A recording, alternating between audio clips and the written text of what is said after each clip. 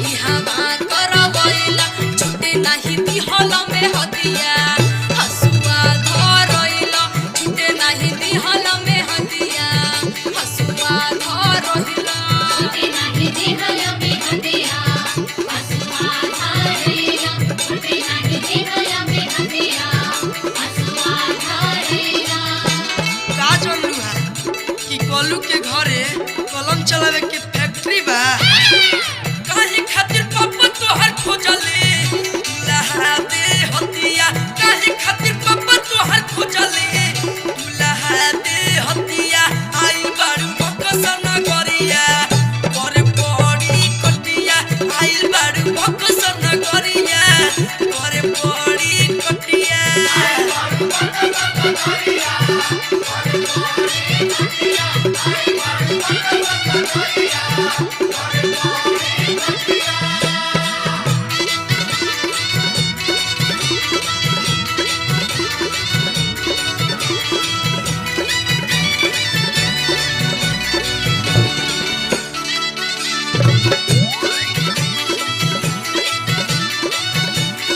अरे का करूं सब यकीन बाबा के अगुवाई के नु करनी हो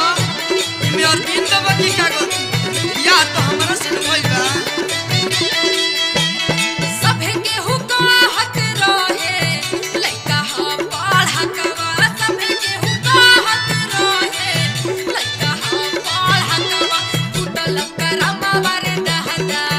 बड़ा बोयल हकवा टूटल करमवा रे दहदा बड़ा बोयल हकवा टूटल करमवा रे दहदा बड़ा बोयल हकवा टूटल करमवा रे दहदा बड़ा बोयल हकवा। का जानलू है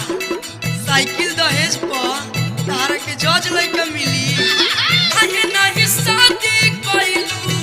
खोज के नौकरी हा काहे नाही शादी कइलू खोज के नौकरी हा शहर में घुमत वे गोरी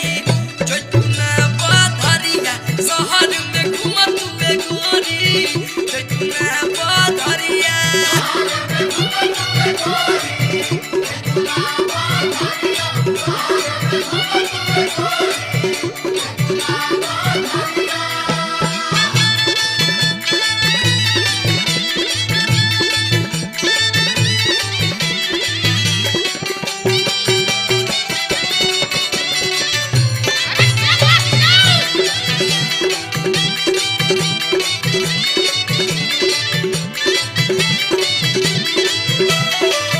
अरे जाओ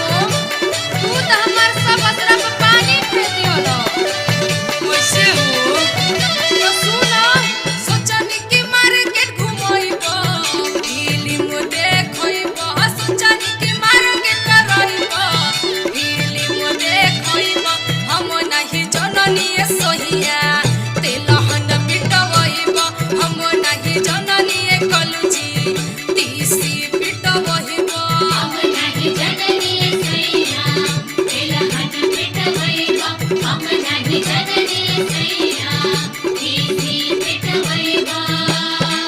अरे हमरो तो सुनबू हाँ सुनाबो केहू तोरी सोही जाए धनी चैत के कटिया केहू तोरी सोही जाए धनी असो के कटिया सालू भर मार के मिली संगही गुलटिया सालू भर मार के मिली संगही गुलटिया